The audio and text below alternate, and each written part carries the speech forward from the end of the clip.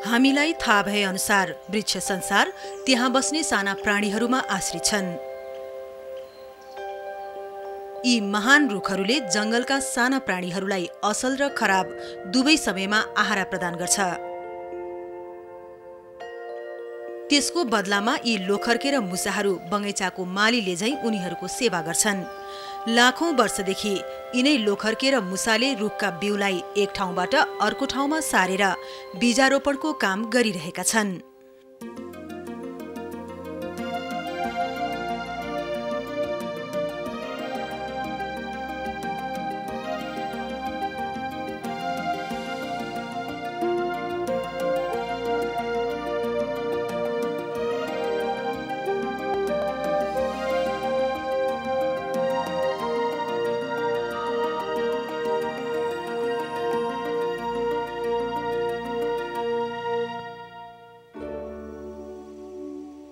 शरदका रंगहरू फलफूल रसिलो हुने बेला भयो।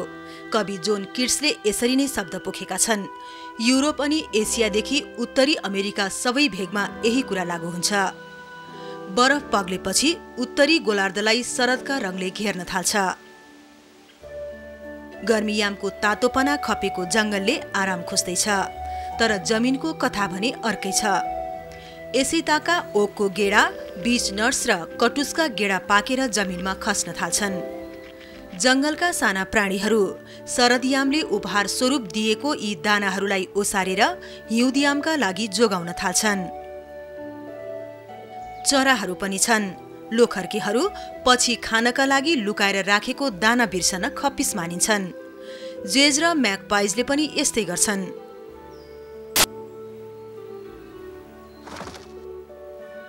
अक्टोबर महिनामा मध्य युरोपका किसानहरू सुँगुरलाई जंगलमा खसेर फैलिएको बीच नट्स र ओकको गेडा खानका लागि खुल्ला छाडिदिन्छन्। बाँकी मौसममा किसानहरू तिनै ओकको गेडाको पाउरोटी बनाएर खान्छन्। प्रकृतिका यी अनुपम दिनहरूमा मुसा र लोखर्केलाई किसान र सुँगुरसित कुनै प्रतिस्पर्धा गर्नु पर्दैन। ओखरका ठूला रुखहरूले आफ्नो फल त्यसैखेर फाल्दैनन्। यसलाई मुसाका लागि खान छाडिदिन्छन्।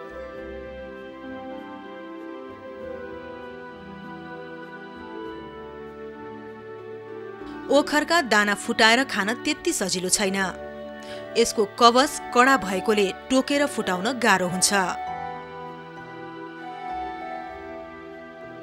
तर अन्य फलका हिसाबमा यसले 4 गुणा तागत दिन्छ।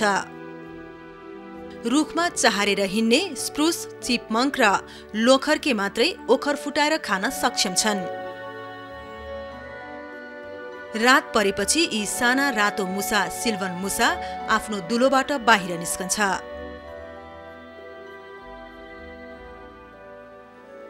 अँध्यारो जंगलमा सुकेका पातहरू लगातार बस्दा उनीहरूलाई आतुरी हुन थाल्छ।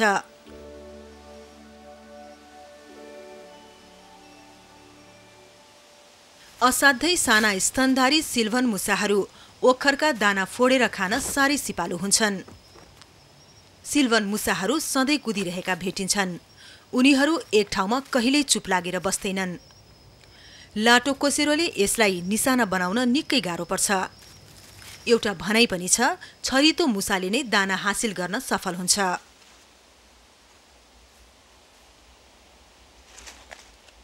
यिनीहरू निकै छरिता र लडाकु हुन्छन्। रातो मुसाहरू खानका लागि जमिनमा कमै रोकिने गर्छन्।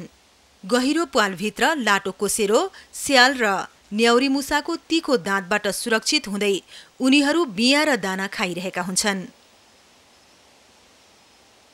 सधैँ चञ्चल रहने साना शरीर भएका यिनलाई धेरै कार्बोहाइड्रेटको आवश्यकता पर्ने गर्छ। सिल्भन मुसालाई खोज्नु पर्यो भने पहिला ओखरको बोट खोज्नुपर्छ। त्यसपछि तपाईलाई धेरै बेर पर्खेर बसिरहनै पर्दैन। शरदयाममा बिरुवाबाट बिया छुट्टिन्छन्।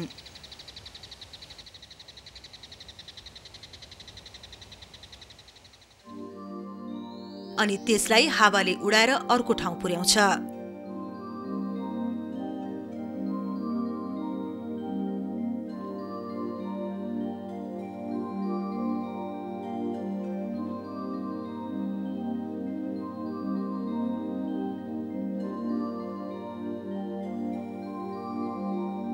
अन्जीर र निबुवाको बिउलाई यस्तो फिरफिरेले झैं।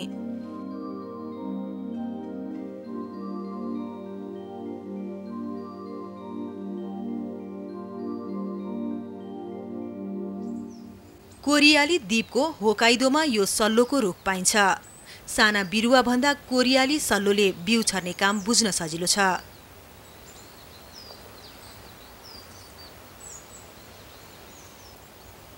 सल्लोको बिउ जमिनमा खसेपछि सुक्छन् र त्यसलाई हावाले उडाउँछ। तर कोरियाली सल्लोमा त्यस्तो हुँदैन।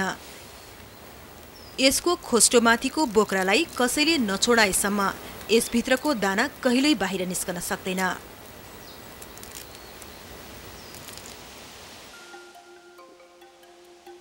स्प्रुस चिपमङ्कले यसका लागि महत्त्वपूर्ण भूमिका निभाउँछ। शरदयाममा स्प्रुस चिपमङ्कले खोस्टालाई एक एक गरेर छोडाउँछ। उनीहरू भोजनका लागि को पहिलो हुने भन्ने दौडमा छन्। 1 शताब्दी अघि लोखर्के र चिपमङ्कलाई क्यानाडाली प्रकृतिविज्ञ अर्नेस्ट थोम्सन सेटोनले जङ्गलका फसल भित्राउनेहरू भनेर व्याख्या गरेका थिए। खोस्टाभित्रको दाना भएको भाग बाहिर निस्किएपछि लोखर्केले जोखेको जस्तो गर्छ।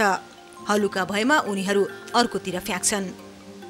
दाना भरिलो छ भने लोखर्केले यसलाई मुखमा च्याप्छ र 3 पटकसम्म चारैतिरबाट घुमाउँछ अनि आफ्नो र्यालले त्यसलाई चिन्ह लगाउँछ।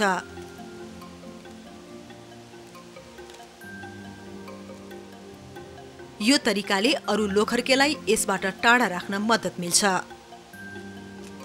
परागसेचनका बेला फूल र किरा बीचको सम्बन्ध झैं कोरियाली सल्लो र स्प्रुस चिपमङ्क बीचको सम्बन्ध उस्तै छ।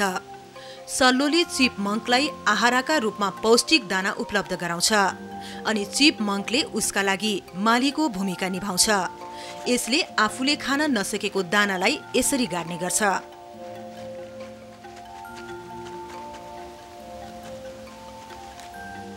यसरी पुराना रुखभन्दा टाढा जमिनमुनि यी दाना रोपिन्छन्। हिउँदियामा बचेका केही दानाहरू वसन्तकालमा टुसाउँछन्।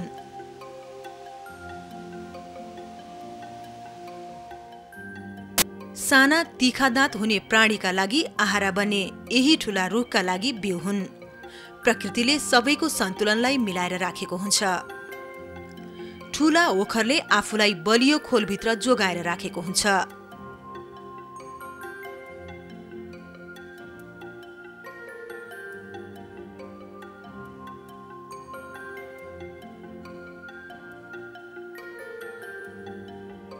जापानमा खोला किनारमा हुर्केका रुखहरूबाट खसेका ओखरलाई वसन्तमा आउने बाढीले चारैतिर लान्छ भनिन्छ।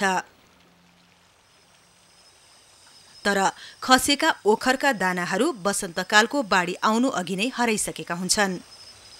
दिउँसो लोखर्केले र राति रातो मुसाले यसलाई लुकाउँछ। समयसँगै ठूला ओखरका दानाहरू जमिनमुनि हराउँदै जान्छ।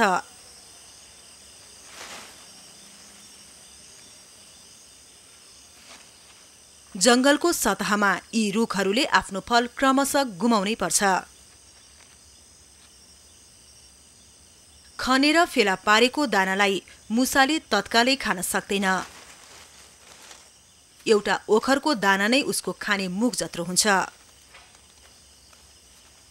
मुसाले ओखर एक पटकमा एउटा एउटा गर्दै रुखभन्दा केही टाढा भण्डार गर्छ। जमिनमा पातको थुप्रो खोस्रेर उनीहरू जमिनमुनि आफ्ना आहारा लुकाउँछन्। आहाराको खोजीमा निस्केका मुसाबाट जोगिँदै यी ओखरका दानाहरू अन्तिम समयसम्म सुरक्षित बसेको हुन्छ।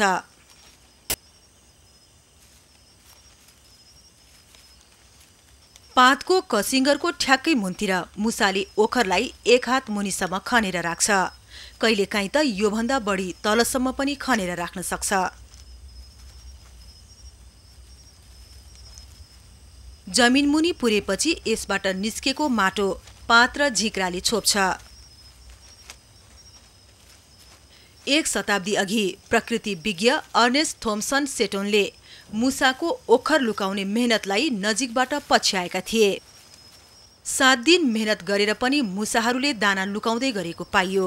जसमध्ये 10,000 जति ओखरका दाना छुट्टा छुट्टै ठाउँमा लुकाएर राखिएको सेटोनले फेला पारे, जुन 1 एकड जमिनको सतहमा फैलिएको थियो।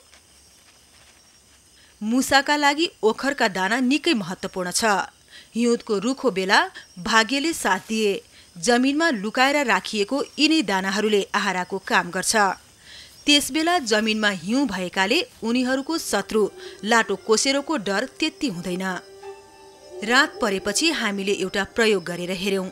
यदि मुसाले ओखरका दानालाई पुरानै रुख मुन्तिर लुकाए भने त्यसबाट रुखले केही फाइदा पाउँदैन।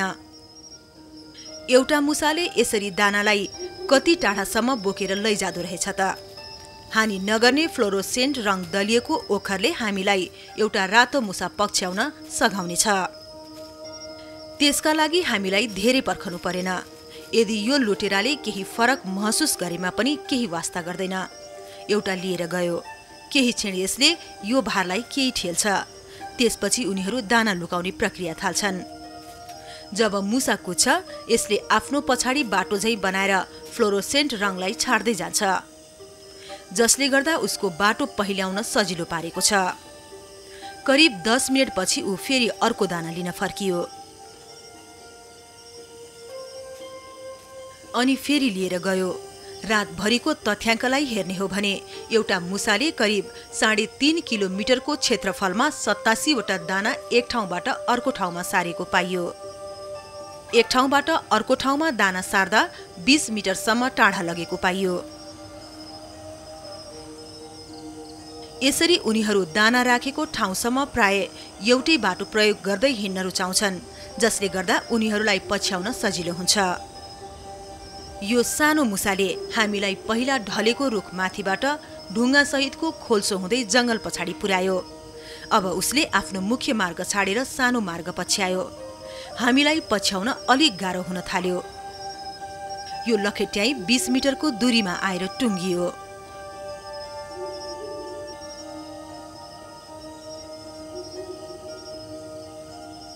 मुसाले खनेर लुकाएको ओखरका दाना भेट्टाउन करिब 15 मिनट लाग्यो। पातले छोपिएको प्वालमा ब्ल्याक लाइटले हेर्दा पनि गाह्रो भइरहेको छ। यसरी मुसाले बिरुवाको अर्को पुस्ता जोगाउनका लागि बिउ सार्ने काम गरिरहेको छ। यसले गरेको मेहनतको फल हिउँदमा आहाराको रूपमा पाउँछ। तर यो खेलमा रुखले पनि केही अवश्य पाउँछ। मुसा र लोखर्केहरूले लुकाएको सबै दाना सम्झन सक्दैनन्। यिनका लागि दाना लुकाउने काम एक आपसको प्रतिस्पर्धा मात्रै होइन, यो उनीहरूका लागि समयसितको युद्ध पनि हो। हिउँदको कठिन जीवन अब त्यति टाढा छैन।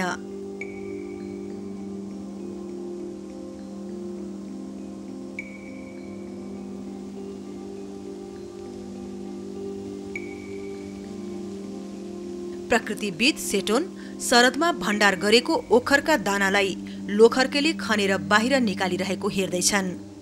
हिउँद सुरु हुन अघि संकलन गरेर राखेको दानाका भरमा उनीहरूले खराब मौसमलाई झेल्न सक्ने क्षमता निर्धारण गर्नुपर्छ। टाउको हिउँले ढाकिएको यो लोखर्के दुर्गम जंगलमा ओखरको दाना खोजिरहेको छ।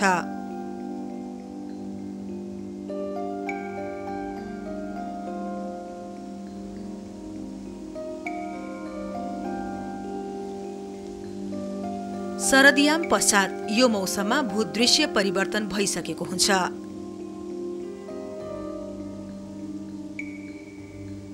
अब उनीहरूलाई आफ्नो सुँघेर पत्ता लगाउने शक्तिमै भर पर्नुपर्छ। तर यो कस्तो गन्ध होला? के ओखरका दाना जमिनमुनि निकै तलसम्म गाडिएको छ? के बदलिएको जमिनको गन्धले उनीहरूलाई धोका त दिँदै छैन? हुन सक्छ ऊ आफूले खनेर छाडेको प्वालमा रहेको र्यालको गन्धलाई पत्ता लगाउन खोज्दैछ। लोखर्केले यी तीनवटै माध्यमबाट खनेर छाडेको प्वाल छुट्याउन खोज्दैछ होला, या अरू पनि माध्यमहरू हुन सक्छन्।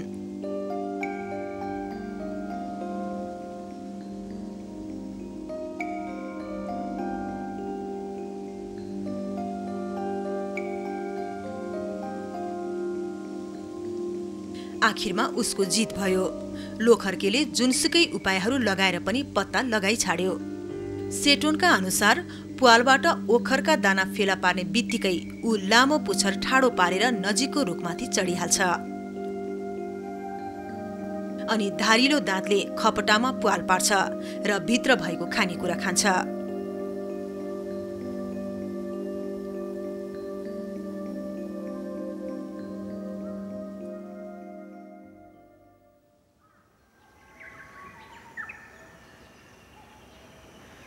माउन्ट फुजीमा बसन्त छाएको छ।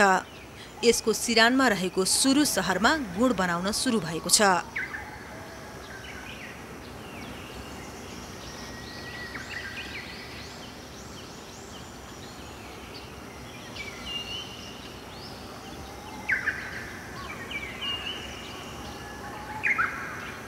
यहाँ गुड बनाएर जंगलका प्राणीबारे जान्ने उद्देश्य सहित एउटा अनुसन्धान केन्द्र खोलिएको छ।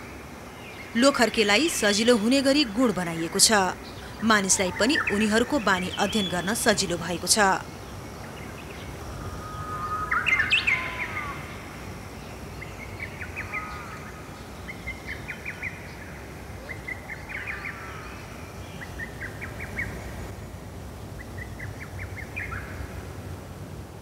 ठूला फ्लाइङ लोखर्केहरू पनि मानव निर्मित यो पिंजडाको मजा लिन्छन्। अप्रिल महिना लागेपछि यी जंगलका प्राणीहरू यहाँ छिर्छन् र मानिस उनलाई हेर्न आइपुग्छन्। सुरु युनिभर्सिटीका प्रोफेसर इमाई जुमी रातो मुसाले डेरा जमाएको यस घरमा अध्ययनका लागि आएका छन्। उनले यहाँ 43 वटा ओखरको बोक्रा फेला पारे। त्यस्तो ठूलो संख्या नभए तापनि कहिलेकाहीँ उनीहरूको संख्या 100 को हाराहारीमा पुग्छ। अचम्मको कुरा चाहिँ यी रातो मुसाले ओखरको दानामाथि आक्रमण गरेर दुवैतिरबाट प्वाल पार्ने तरिका नै हो। यस्तो किन भनेर विश्लेषण गर्न प्रोफेसर इमाई जुमीले मान्छेले जस्तै ओखरको दानालाई फुटाएर यसको बनावट देखाए। यसको बीचमा भएका विभाजनले उनीहरू किन दुवैतिर प्वाल पारेर ओखर खान्छन् भन्ने प्रश्नको जवाफ दिन्छ।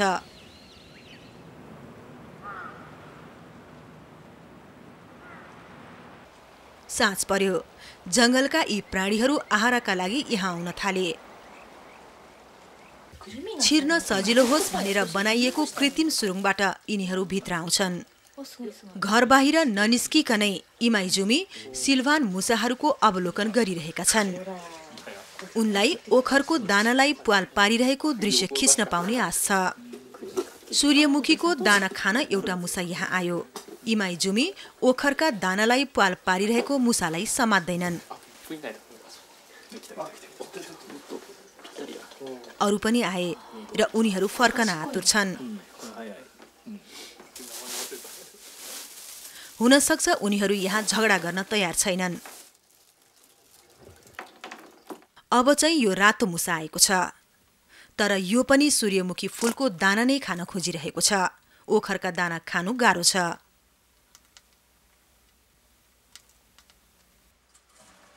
घण्टौं बित्यो। मुसाहरू आउँदै जाँदैछन्।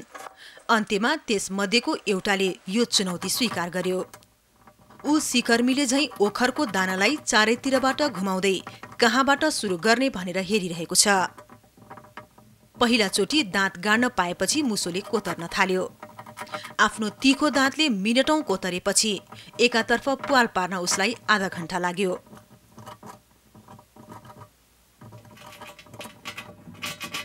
सिल्भर मुसाहरू ओखर फुर्सदका बेला खान रुचाउँछन्।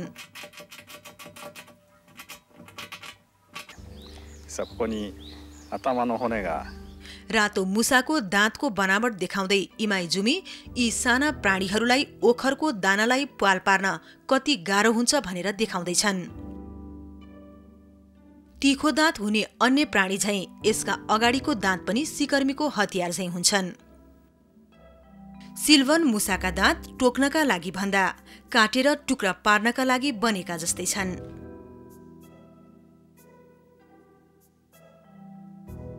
उनीहरू दाँतले छेडेर माथिपट्टिको भागलाई निकाल्छन्। उनीहरूको चिउँडो यो काम गर्नका लागि बनेको जस्तो छ। तल्लोपट्टिको भागले अगाडि पछाडि गर्दै धारिलो हतियारको काम गर्छ।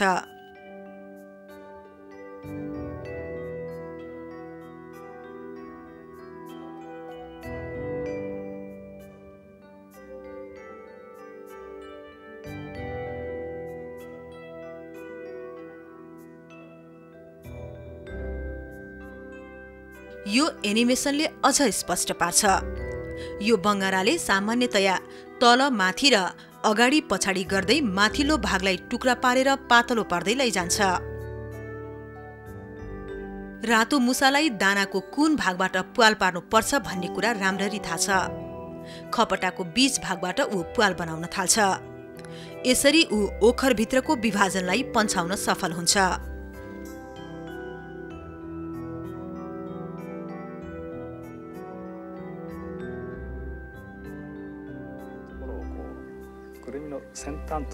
इमाइजुमीले विश्लेषण गरेका छन्।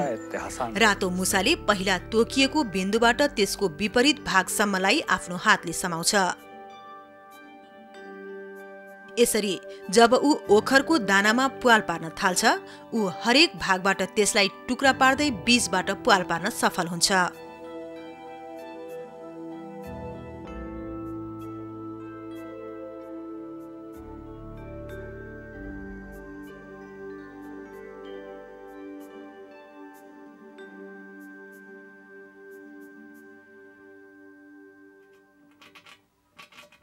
सिल्भन मुसाका पन्जा ओखरलाई समात्न पोख्त हुन्छ। त्यसरी नै उसको दाँतले यसलाई प्वाल पार्न सक्छ। तीखो दाँत हुने प्राणीले यिनै दाँतको आधारमा आफ्नो आनीबानीको विकास गरेका छन्। तर भाग्यवश मुसा र लोखर्केको स्मरण शक्ति निकै कम हुन्छ। यदि उनीहरूमा यो शक्ति भएको भए दाना भएका रुख र तीखा दाँत भएका यो प्राणीबीचको सम्बन्ध पनि कायम हुने थिएन। तीखो दाँत भएका प्राणीले यो सम्बन्धका लागि केही दानाहरू बिर्सनै पर्छ।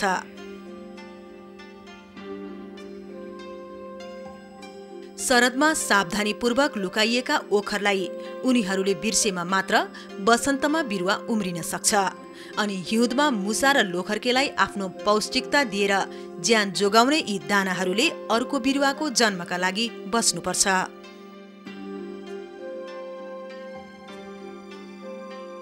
जमिनको पौष्टिकता पाएर पहिला जरा उम्रिन्छ। त्यसपछि पात पलाएर जमिनको सतहलाई ठेल्दै घामबाट ऊर्जा प्राप्त गर्छ।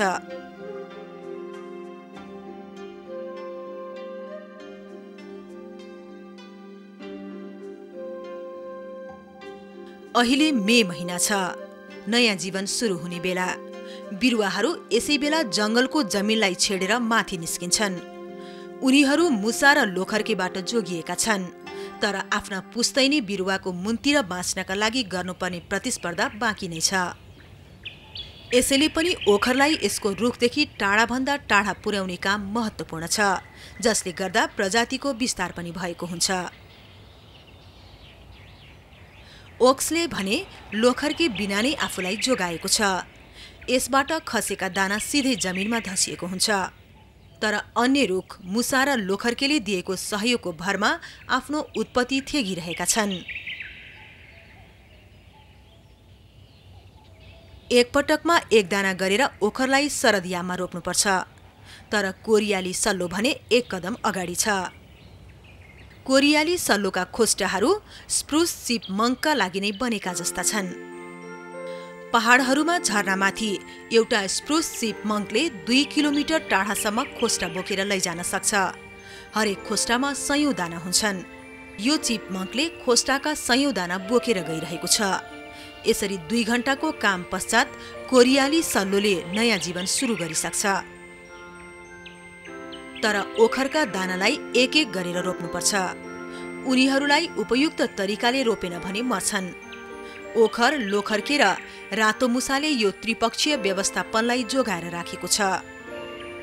अर्नेस्ट थोम्सन सेटोनको अन्तिम शब्द, यदि लोखर्केहरू सिद्धिए भने ओखरको बोटको जीवन चक्र पनि घट्नेछ। जो कोही मूर्खले लोखर्केलाई मारेर सिद्धाउन खोज्छ भने ऊ अमूल्य ओखरको पनि विनाश गरिरहेको हुन्छ।